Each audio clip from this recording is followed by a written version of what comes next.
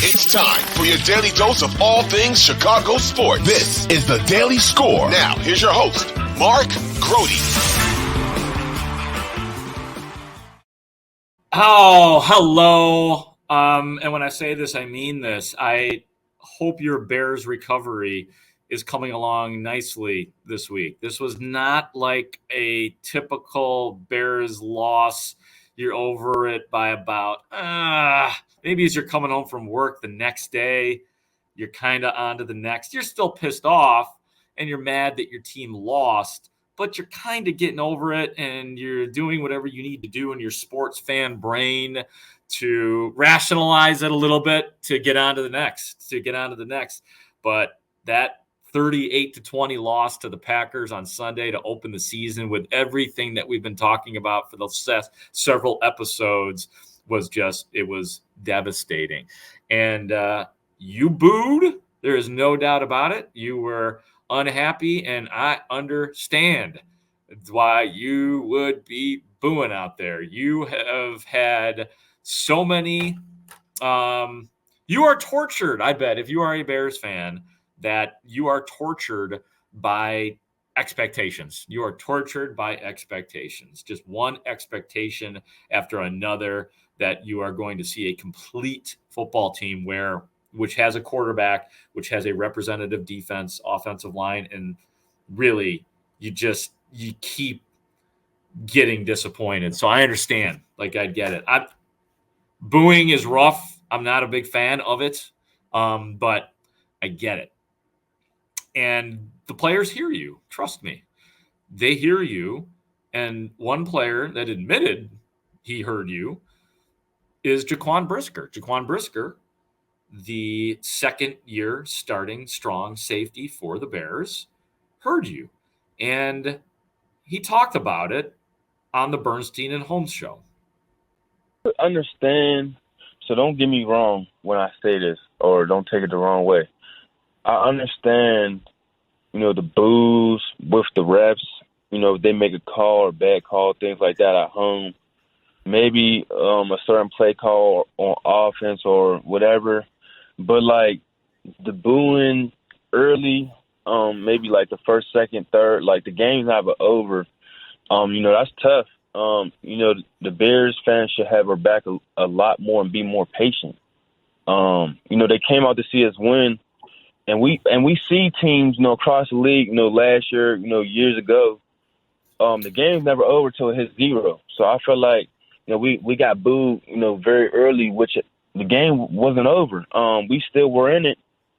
We got booed, and then next thing you know, we scored. So it's just if they just, be a little bit more patient, just a lot more patient with us and just have our back, just have our back until it says 0. And then maybe I understand at the end, or maybe certain calls in the game, with the refs, things like that, fans going to have just certain boos, but not booing all the time or, just most of the game. I know that there's some patience involved here, but an entire season last year of understanding what was going on and saying, all right, I think there was a lot of patience from those fans throughout all of last year.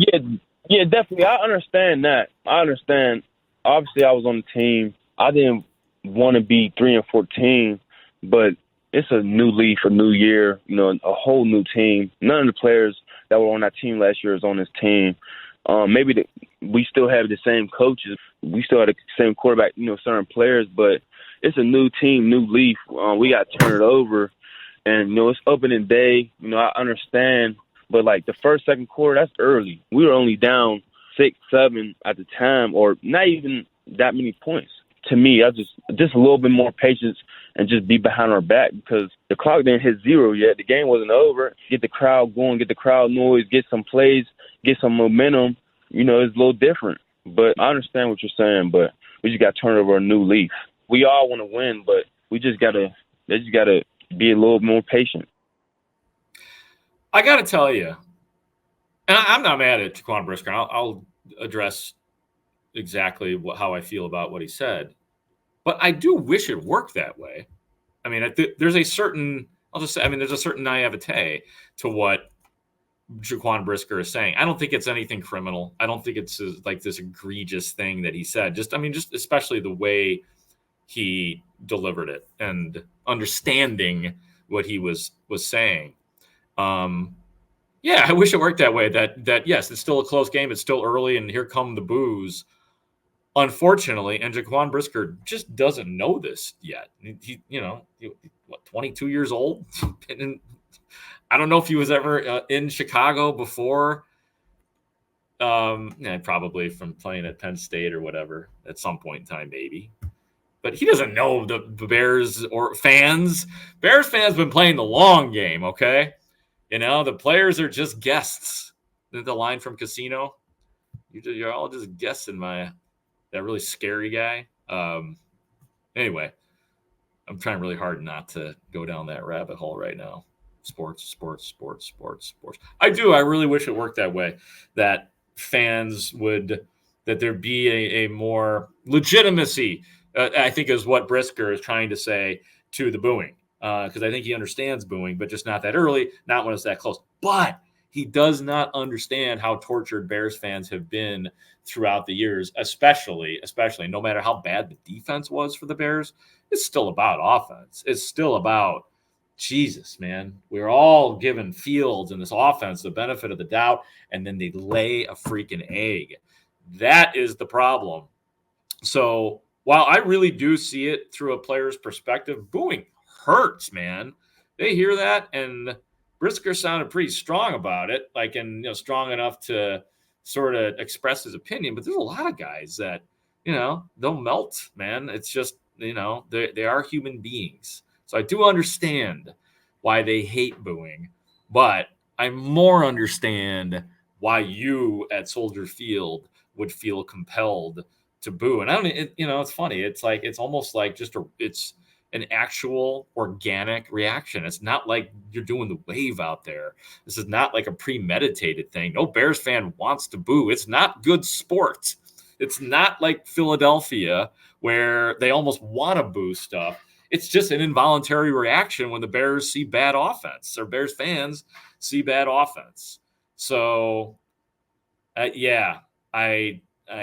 get it. I get it from both sides, but Brisker's just got to understand, it's just a history lesson that he needs about it. And he knows, but why would he want to hear it? Because it is, new regime, new players, all that kind of stuff. So I want to get off of that. A couple things on the Cubs. And some of the production the Cubs have been getting from the new guys at the exact right time.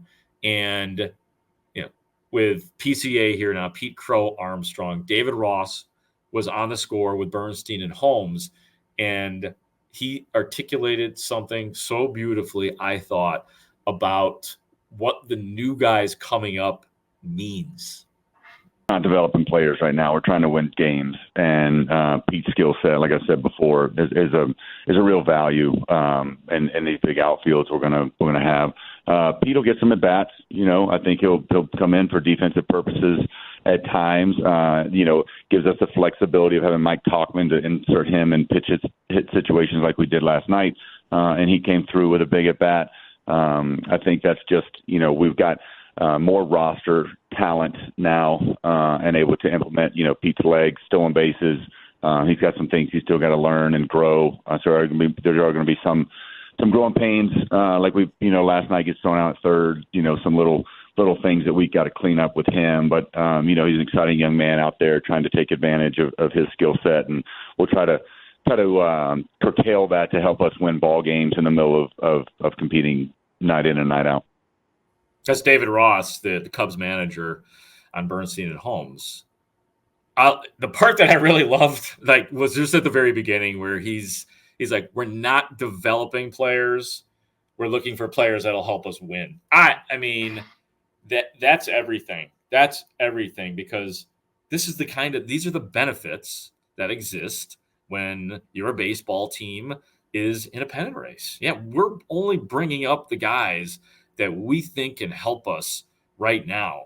And they think PCA can help them right now. And Jordan Wicks, what a treasure that guy has been. I don't know what Jordan Wicks ultimately is, but he makes it look like the Cubs have a legitimate chance not only to make the playoffs, but win in the playoffs if that keeps up.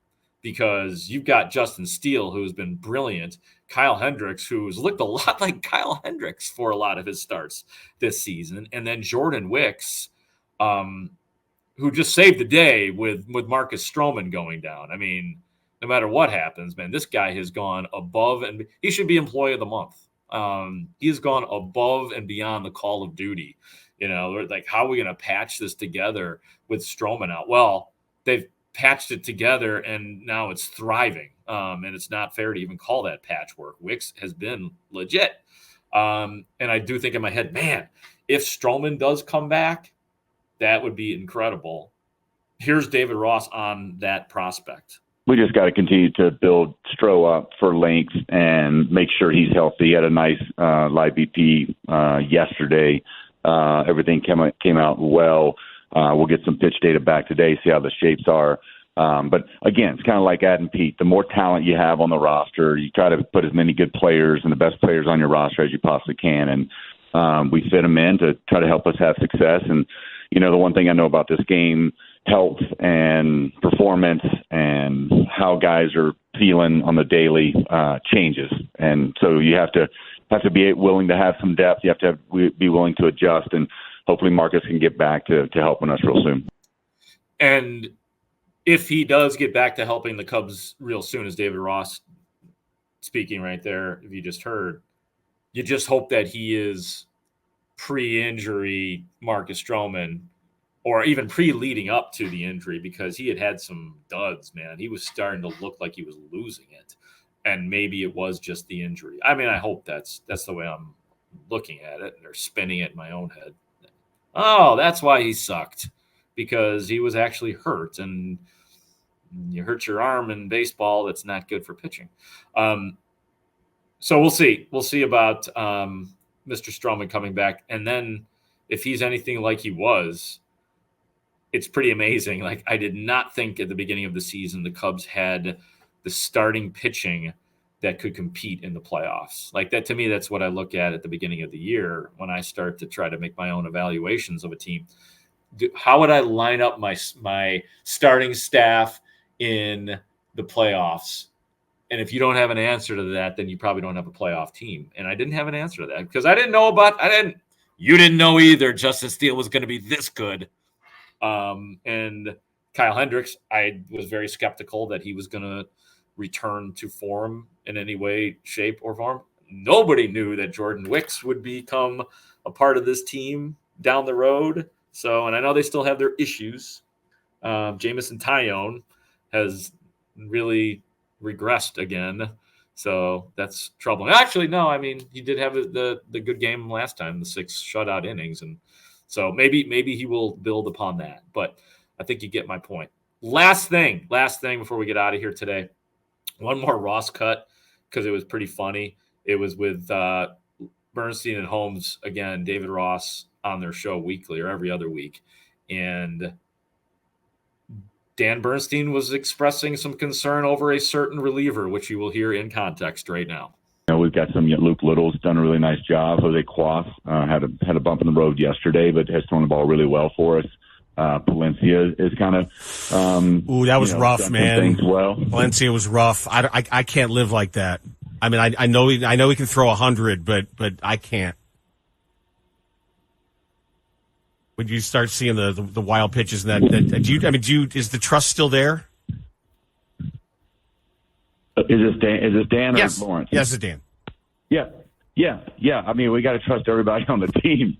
You know, I value your opinion. I'll still continue to trust the guys that I've got to lean on. That's kind of my job, and you know, I appreciate your opinion, but we've got a lot of good guys and guys that are going to have to help us out. You know, whether you have confidence in them or not, we're going to have to lean on the guys that help us get here. He's pitched some big innings for us. Things stood up him the other day, but you know, we've got games to win, and not everybody's available every day, and guys got to make their they're bid for going out there and helping us win. Rossi, good luck in Denver and in Arizona. We'll talk to you soon. Thanks, David. Take care. David Ross, manager of the Chicago Cubs. I like Salty Rossi. Yeah, you like poking Salty Rossi. Yeah, of course I do. Dan just likes to just, how about this? Poke this. Yeah. Poke the Salty Rossi. Man, that pause was real. That pause after Dan pontificated and Ross took a deep breath and said, I value your opinion. Is this how somebody like in PR over there told him to handle Bernstein? Okay, here's what you do, man. If he does that again, just take a deep breath, pause. You have to pause. Take a deep breath. Tell him you value his opinion. Dan, I value your opinion. It's like a 12-step group. I value your opinion. It almost felt like, and make sure you know it's Dan. Ask if you have to ask, is this Lawrence or is this Dan? Okay. I value your opinion, Dan. Well, thank you, Rossi. That was something. I got to tell you. The Dan Bernstein, David Ross, sometimes uncomfortable chemistry is beautiful. And Dan is such a pro that he is A, not going to back down, and B's could probably have a good follow-up or a pretty good explanation. And it was all in effect. And this is not the first time that it's happened. So it's just it's not contentious. I don't feel like it's that way. I feel like it's Dan being Dan, asking really good, not throwing anybody softballs, and asking the manager to be accountable. So I think that's the way you're supposed to do it. So I enjoyed it, and I enjoyed David Ross as well. And I even enjoyed Salty Rossi when he had to explain taking out Jamison Tyone after 6 innings, because I understand what he was doing, even though he'll never say it. They were like, yo, we just got 6 zeros out of Jamison freaking Tyone. Let's not push our luck here. No. No 7th inning. No.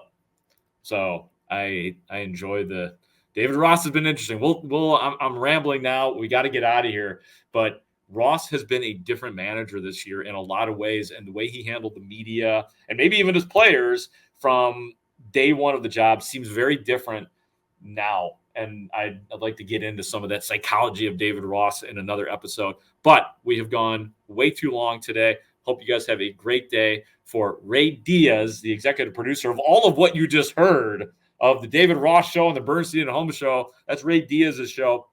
He is also the executive producer of The Daily Score, so we thank him for his fine work. I'm Mark Grote. Take care.